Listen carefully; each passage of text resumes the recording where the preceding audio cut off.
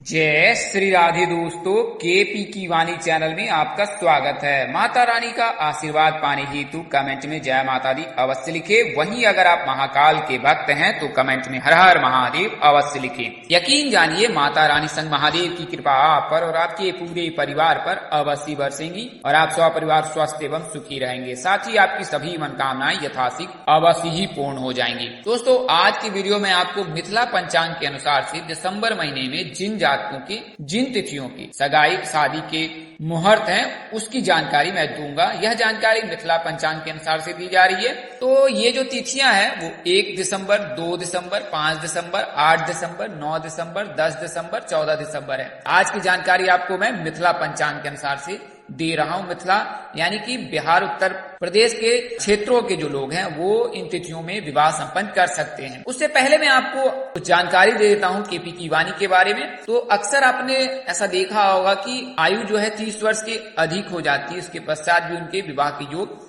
नहीं बनते हैं। कई ऐसे जातक है जिनकी आयु 35 वर्ष से अधिक है, कई ऐसे जातक है जो 25 वर्ष से उनकी आयु अधिक है, उसके बावजूद भी उनकी शादी नहीं हो पा रही। तो ऐसा क्यों हो रहा है? ज्योतिष शास्त्र में कुंडली हाथ देखकर और दिन देखकर या फिर चेहरे देखकर जो है यह जानकारी दी जाती है कि आपकी शादी कब तक हो सकती है। हालांकि इसमें सटीक और सत्य जानकारी कुंडली से प्राप्त होती है। कुंडली में यह जानकारी ज्ञात हो जाती है कि आपकी कुंडली में किस प्रकार के ग्रह दोष चल रहे हैं और किन ग्रहों के रहने पर शीघ्र शादी होगी और किन ग्रहों के रहने पर शादी में देर होगी। ग्रहों को 2 भागों में बांटा गया है, 4 शुभ ग्रह और 4 अशुभ ग्रह। शुभ ग्रह के रहने पर शादी में विघ्न बाधा आती है और शुभ ग्रह रहने पर शादी शीघ्र संपन्न हो जाती है। आपने अक्सर आसपास के लड़के अथवा लड़कियों को देखा होगा कि उनकी शादी शीघ्र हो जाती है। तो ऐसा उनके शुभ ग्रह के प्रभाव के चलते होता है। शुभ ग्रह बुध, शुक्र, रवि, चंद्र को कहा गया है, जबकि अशुभ ग्रह मंगल, राहु, केतु और शनि को कहा गया है।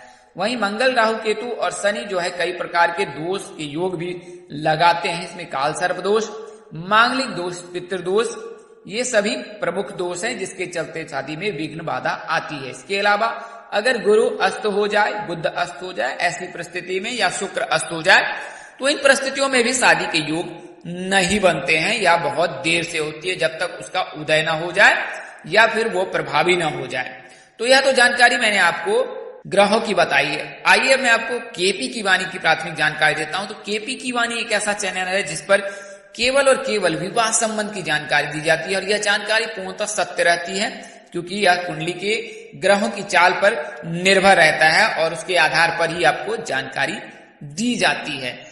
तो अब आप केपी की वाणी से शादी की कुंडली बनवा सकते हैं अथवा दिखवा सकते हैं। इसमें आपको शादी से संबंधित सभी प्रकार की जानकारी दी जाएगी कि आपकी शादी कब होगी, कहाँ होगी, कैसे होगी, किससे होगी, किस दिशा में होगी, कितनी दूरी पर होगी, किस नाम से होगी, किस राशि से करनी चाहिए, जीवन साथी का रंग, रूप, स्वरूप, स्वभाव और उनका करियर कैसा होगा, आपका करियर कैसा होगा। अगर आप लव मैरिज करना चाहते हैं तो माता पिता की सहमति मिलेगी कि नहीं मिलेगी, ससुराल में घर द्वार कैसा होगा, सास ससुर का स्वभाव कैसा होगा, माता पिता कैसे होंगे, पति कितना पढ़ा लिखा होगा या पत्नी कितनी पढ़ी लिखी होगी, उसकी उम्र कितनी होगी। अगर लव मैरिज करना चाहते हैं तो माता पिता की सहमति मिलेगी कि नहीं मिलेगी, संतान योग, राजयोग, कैरियर, कारोबार, ये सभी जानकारी जो है आपको सेहत संबंध की भी जानकारी आपको दी जाएगी।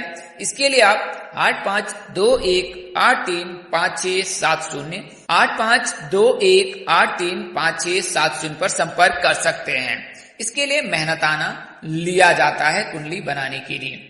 वहीं ऐसे जातक जिनकी शादी तय हो चुकी या तय होने वाली है, उन्हें मैं सलाह दूंगा कि आप अपने आसपास किसी प्रकांड पंडित व ज्योतिष से संपर्क कर अपनी कुंडली मिलान अवश्य करा ले। इससे यह जानकारी ज्ञात हो जाएगी कि विवाह उपरांत आपका वैवाहिक जीवन कैसा रहने वाला है। कई परिस्थितियों में ऐसा देखा जाता है कि दंपत्ति के बीच अनबन रहती है, वो एक दूसरे की बात उन्हें पसंद नहीं आती है, उनके बीच हमेशा लड़ाई झगड़े होते रहते। तो ऐसा कुंडली मिलान के पश्चात नारी दोष, भक्कुर दोष के चलते होता है या दोनों में से किसी एक जातक के मांगलिक रहने पर इस तरह की परेशानियां आती है। तो आप अपने नजदीक के किसी प्रकांड पंडित अथवा ज्योतिष से संपर्क करें, अन्यथा आप केपी की वाणी से संपर्क कर सकते हैं। हम आपको कुंडली मिलान कर पूर्ण जानकारी देंगे। वहीं ऐसे जातक जिनकी शादी हो चुकी है और उनके वैवाहिक जीवन में परेशानी है तो वो भी अब संपर्क कर सकते हैं और इसका निवारण करा सकते हैं। तो यह तो जानकारी मैंने आपको दी है। इसके अलावा अगर आप बच्चे की कुंडली बनवाना चाहते हैं, बच्चे का नामकरण कराना चाहते हैं, विवाह मुहूर्त, सगाई मुहूर्त, विदाई मुहूर्त, ग्रह प्रवेश तिथि, संपत्ति क्रय तिथि, वाहन क्रय तिथि आदि तिथियों की भी जानकारी अब आप केपी की वाणी से उचित शुल्क पर प्राप्त कर सकते हैं। अगर सगाई मुहूर्त जानना है, विवाह मुहूर्त जानना है तो भी आप संपर्क कर सकते हैं। यह सभी जानकारी आपको नंबर दिए गए हैं, उपरोक्त नंबर मैंने आपको ऊपर दिए थे, फिर एक बार दोहरा देता हूँ, 8521835670 है, तो इस नंबर पर आप संपर्क कर सकते हैं। आइए अब आज के वीडियो में आगे बढ़ते हैं। तो मैं आपको कुछ प्राथमिक जानकारी देता हूं कि इन बातों को आपको अपनी गांठ में बांध लेना है कि विवाह के लिए शुभ दिन कौन सा होता है। अक्सर हम ज्योतिष से सलाह लेते हैं और जब ज्योतिष से सलाह लेते हैं और दिन दिखाते हैं तो कभी कभार ऐसा होता है कि ज्योतिष जल्दबाजी में मंगलवार का दिन भी मान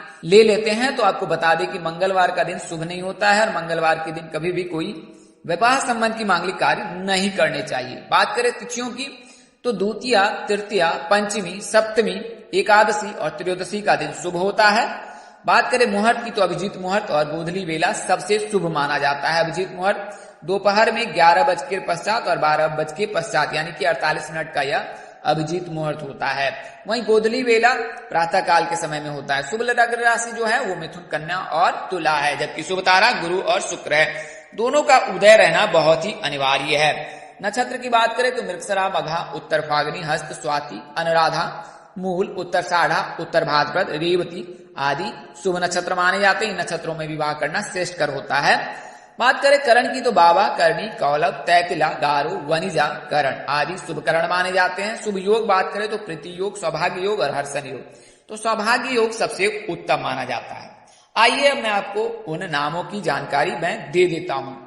तो पहली जो राशि है वो वृषभ राशि है। इनका नाम अक्षर बी, वी और यू से होता है। इनके राशि स्वामी शुक्रदेव हैं और आराध्य देव मां दुर्गा है, जबकि भाग्यशाली रंग इनका सफेद है और भाग्यशाली अंक इनके लिए 2 और 7 है। राशि धातु लोहा एवं सीसा है। राशि शुभ रत्न हीरा है। राशि स्वभाव स्थिर है। राशि अनुकूलवार शुक्रवार, बुधवार तथा शनिवार है। राशि अनुकूल रत्न हीरा, पन्ना तथा नीलम है। अनुकूल दिशा आपके लिए दक्षिण और पश्चिम है। राशि तत्व पृथ्वी है, जबकि राशि प्रकृति वायु है। तो किस दिशा में शादी हो सकती है वृषभ राशि के जातकों के, तो दक्षिण पश्चिम दिशा में होने के प्रबल योग रहते हैं। ससुराल की अधिकतम दूरी कितनी हो सकती है, तो यह राशि पर निर्भर करता है। वहीं अधिकतम जो है 100 किलोमीटर हो सकता है। किस नाम से हो सकती है शादी, तो PGSTH इनमें से किसी एक जातक के साथ आपके परिणय सूत्र में बंधने के प्रबल योग बन रहे हैं। इन नामों से आपके लिए विवाह प्रस्ताव आ सकता है और इनमें किसी एक जातक के साथ आप परिणय सूत्र में बंध सकते हैं। किससे करना सही रहेगा, तो मकर राशि के जातकों से विवाह करना आपके लिए श्रेष्ठकर होगा। अगली राशि वृश्चिक राशि है और इनका नाम अक्षर N और Y से होता है, 9 और य से। इनके राशि स्वामी मंगल है। आराध्य देव हनुमान जी है। भाग्यशाली रंग आपके लिए लाल है, जबकि भाग्यशाली अंक आपके लिए 1 और 8 है। राशि धातु तांबा एवं सोना है। राशि शुभ रत्न मूंगा है। राशि स्वभाव चर है।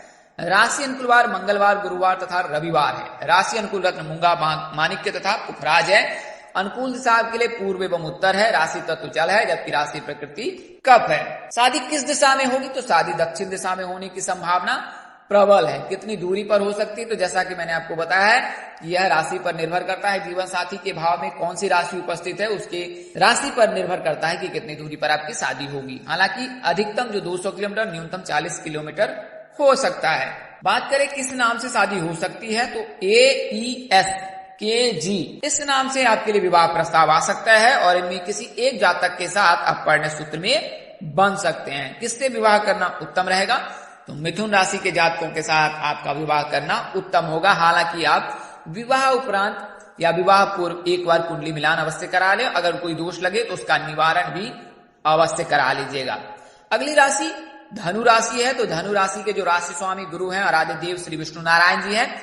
गुरु जो है मार्गी चाल चलेंगे 24 नवंबर के पश्चात, तो इनकी राशि स्वामी गुरु हैं। तो 24 नवंबर के पश्चात धनु राशि और मीन राशि के जातकों के लिए शुभ योग बन ही रहा है। इनका नाम अक्षर भ और फ से होता है, यानी F और BH से होता है।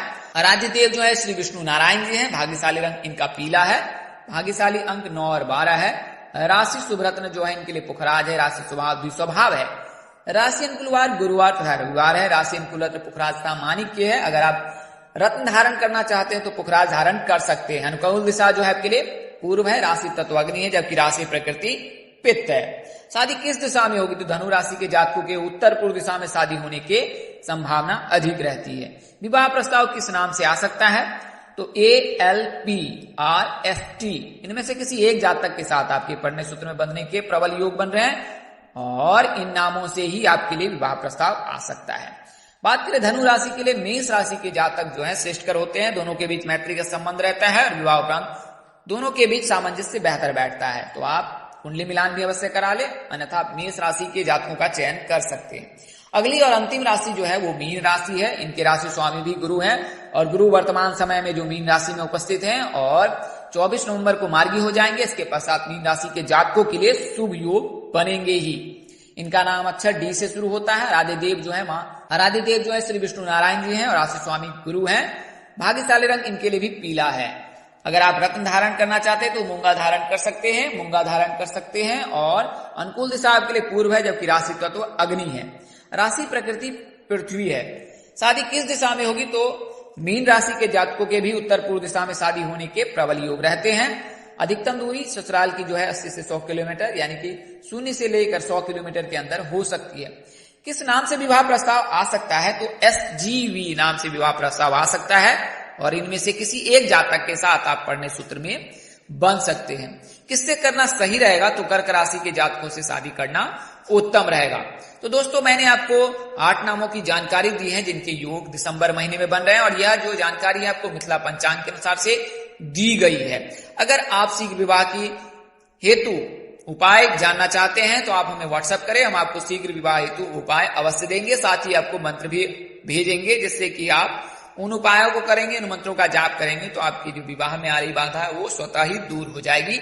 अगर काल सर्प दोष लग रहा है, पितृ दोष लग रहा है तो उसका निवारण अवश्य करा ले आप अपने स्थानीय पंडित अथवा ज्योतिष से संपर्क करके। ज्योतिष गणना के आधार पर आपको यह जानकारी दी गई थी, इसमें बदलाव संभव है। यह जानकारी आपको ग्रह राशि परिवर्तन, मिथिला पंचांग और विभिन्न ज्योतिष शास्त्रों के अनुभवों और अध्ययनों से दी गई है। इसमें बदलाव संभव है। इसे मानने अपनाने से पहले आप अपने नजदीक के किसी प्रकांड पंडित व ज्योतिष से अवश्य संपर्क कर ले। हमारा उद्देश्य महज आपको सूचना तक पहुंचाना था, आप इसे सूचना हेतु ही ले। इसके अतिरिक्त अगर आप इनको मानते, अपनाते अथवा उपयोग करते हैं तो अपने नजदीक के किसी प्रकांड पंडित व ज्योतिष से अवश्य संपर्क करें। इस तरह की अन्य वीडियो देखने के लिए हमारे चैनल के डैशबोर्ड अथवा प्लेलिस्ट पर जाएं और अपनी राशि अनुसार वीडियो अवश्य देखिए। तो दोस्तों आपको यह जानकारी कैसी लगी लाइक कमेंट शेयर कर हमें अवश्य बताएं। अगर आप मेरे चैनल पर पहली बार विजिट कर रहे हैं, चैनल के कार्यक्रम पसंद आए हैं तो चैनल को सब्सक्राइब करें, साथ ही बेल आइकन को प्रेस करना ना भूलें। माता रानी की कृपा से आपके चेहरे पर हमेशा मुस्कान बनी रहे, आप स्वपरिवार स्वस्थ रहें, सुखी रहें, संपन्न रहें। साथ ही माता रानी की असीम कृपा आप पर हमेशा बनी रहे। परमपिता परमेश्वर आपको सद्बुद्धि, सत्मार्ग और आगे बढ़ने की शक्ति दी। इन्हीं शुभकामनाओं के साथ आपसे विदा लेता हूं कि जल्द एक नए वीडियो और एक नई जानकारी लेकर आपके समक्ष हाजिर रहूंगा। तब तक के लिए इस नाचीज दोस्त को इजाजत दे। नमस्कार, जय श्री राम दोस्तों, जय श्री कृष्णा, जय माता दी, जय वाहिगुरु।